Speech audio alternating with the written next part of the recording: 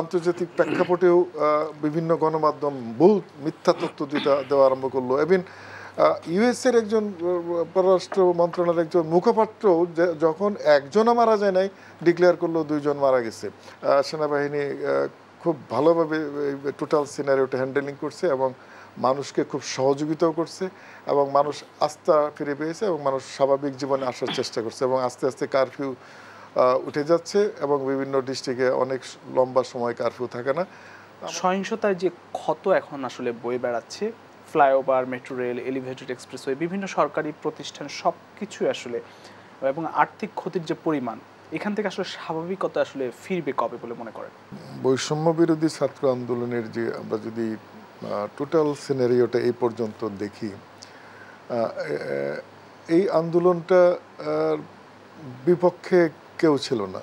সরকারও আন্দোলনের পক্ষে, আওয়ামী লীগের আন্দোলনের পক্ষে, শিক্ষকরা আন্দোলনের পক্ষে, এই কোর্টও আন্দোলনের পক্ষে। এটা আসলে আন্দোলনটা একটা পর্যায়ে তাদের দাবি দেওয়া কোর্টে চলে গিয়েছিল। সেটা সবাই কিন্তু পক্ষেই ছিল, বিপক্ষে কিন্তু কেউ ছিল না। মামলার বাদী অ্যাটর্নি জেনারেল তাদের পক্ষে মুভ করছে। হাইকোর্টের যে স্থগিতাদেশটা হলো সেইটার ওদের পক্ষে আসলো, একটা 0 আওয়ারে আসলো। চিফ জাস্টিস তাদেরকে বলল যে কোর্টে যেয়ে তাদের কথা তুলে ধরতে। এদিকে যখন একটা পর্যায়ে পুলিশও কিন্তু ধৈর্য সহকারেই প্রাথমিক পর্যায়ে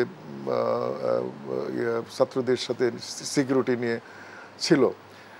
পরবর্তী পর্যায়ে যখন ওরা একটা আন্দোলনের একটা পর্যায়ে দেখলাম যে তারা আলোচনার করতে চায় আন্দোলনের পাশাপাশি, সাথে সাথে মাননীয় প্রধানমন্ত্রী 3 জন মন্ত্রীকে দায়িত্ব দিলেন, তারা আলোচনায় বসলেন, মাননীয় প্রধানমন্ত্রী ভাষণ দিলেন, সেখানে তাদের দাবি পূরণের আশ্বাস দিলেন এবং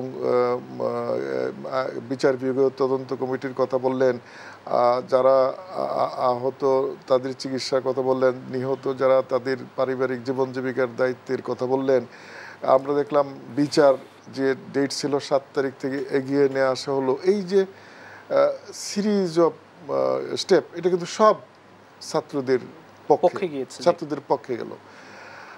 কিন্তু তারপরেও দেখলাম যে আন্দোলনটার এই অবস্থায় যখনই আমাদের স্বাধীনতা আন্দোলনের স্লোগান, মুক্তিযুদ্ধের স্লোগান তুমি কে আমি কে, বাঙালি বাঙালি, এটা রাজাকারে চলে আসলো, তখনই এই সিনারিওটা চেঞ্জ হয়ে গেল একদম আন্দোলনের।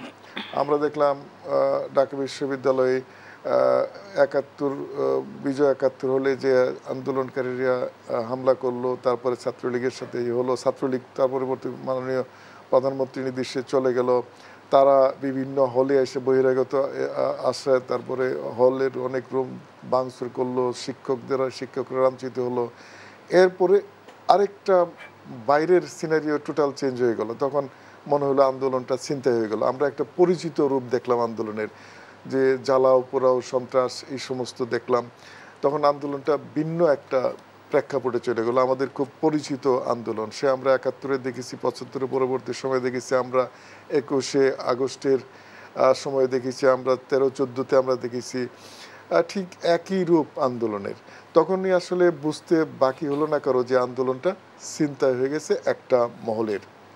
এবং দেখেন ওই সময় কি হলো, ওই সময় বিএনপির মহাসচিব মির্জা ফখরুল সাহেব ওপেন মিডিয়াতে বলতে লাগলো যে সবাই ঝাঁপিয়ে পড়ুন, তাদের আন্দোলনের সমর্থন দিল এবং বিএনপি জামাতও মাঠে নামলো, মিছিল করলো এবং তাদের সারা দেশ থেকে, এখন তো একটা দিবালোকের মতো স্পর্শ, সারা দেশ থেকে তারা তাদের জামাত বিএনপির ক্যাডার সব ঢাকায় নিয়ে আসলো এবং বাইরের থেকে কারা ফাইন্যান্স করলো, কারা সহযোগিতা করলো, কারা এর সাথে সাথে দেখলেন যে এই আন্তর্জাতিক প্রেক্ষাপটেও বিভিন্ন গণমাধ্যম ভুল মিথ্যা তথ্য দেওয়া আরম্ভ করলো। এবং ইউএসের একজন পররাষ্ট্র মন্ত্রণালয়ের একজন মুখপাত্র যখন একজনও মারা যায় নাই, ডিক্লেয়ার করলো 2 জন মারা গেছে। সুতরাং একটা টোটাল ভিন্ন প্রেক্ষাপটে চলে গেল আন্দোলনটা।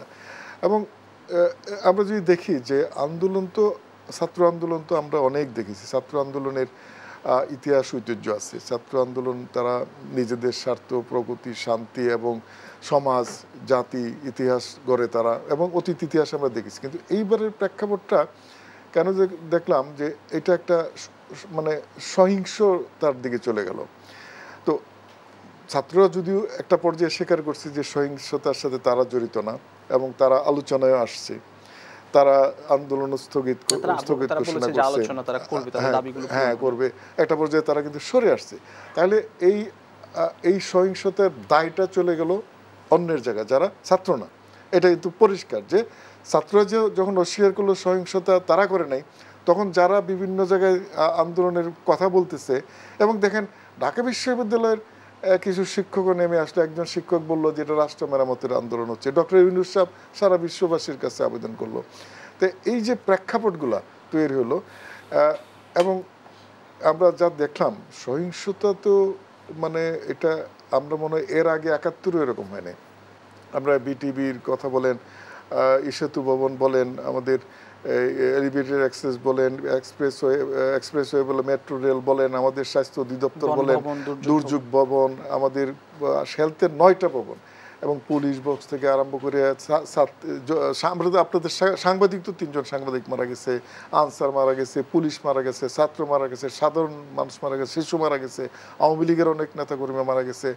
এই যে একটা সিনারিও, আগুন, লুটপাট, সন্ত্রাস, এটা ওই যে সাইদের চাঁদে দেখা যাচ্ছে যেরকম একটা অবস্থা হয়েছিল একটা সময়, ঠিক ওই রকম প্রেক্ষাপটটা, একদম একই সিনারিও দেখলাম আমরা।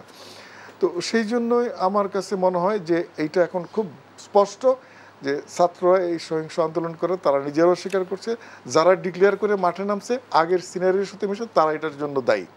সুতরাং এই জায়গাটায় আমার কাছে মনে হয় যে এখন স্পষ্ট সরকার ইতিমধ্যে আস্তে আস্তে কি স্বাভাবিকতা ফিরছে। যদি আমরা রাজধানীর যে চিরচেনা যানজট বলি বা চিরচেনা রূপ আমরা লক্ষ্য করছি, কারফিউ শিথিলতার মধ্যেই আসলে স্বাভাবিকতায় ফিরছে। মানুষ তো স্বস্তির জায়গাটা চাচ্ছে, মানুষ একটা আস্থার জায়গাটা চাচ্ছে।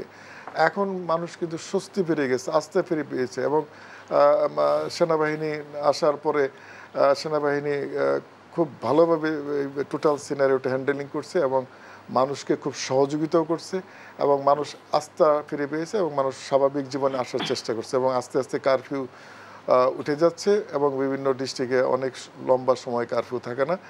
আমার মনে হয় এখন সরকার তো টোটাল এই যেমন বিদেশি রাষ্ট্রদূতরাও বিভিন্ন স্থাপনাগুলোকে দেখেছে যে বিভৎসতা, যে সহিংসতা দেখেছে, এবং মাননীয় প্রধানমন্ত্রীও আজকে বিভিন্ন জায়গাগুলো দেখেছেন। আমার মনে হয় এখন এটা টোটাল একটা স্বাভাবিক পরিবেশের দিকে আসার পথে। তবে এই যারা সহিংসতা করেছে, এখন তো আধুনিক যুগ, মিডিয়ার যুগ, এগুলা আমার মনে হয় যে সবগুলার ভিডিও ফুটেজ আছে, এবং তাদের আইনের আওতায় আনা উচিত, এবং সেভাবে সরকারের মেশিনারিজ কাজ করছে বলে আমি মনে করি। তো আমার মনে হয় এই জায়গাটায় ছাত্রদের এখন যেটা উচিত, ছাত্রদের কিন্তু অনেক দায়িত্ব আছে এখন, যারা ছাত্র নেতৃবৃন্দ ছিল, সেই দায়িত্ব জায়গাগুলো নিয়ে আমরা কথা বলবো। আমি একটু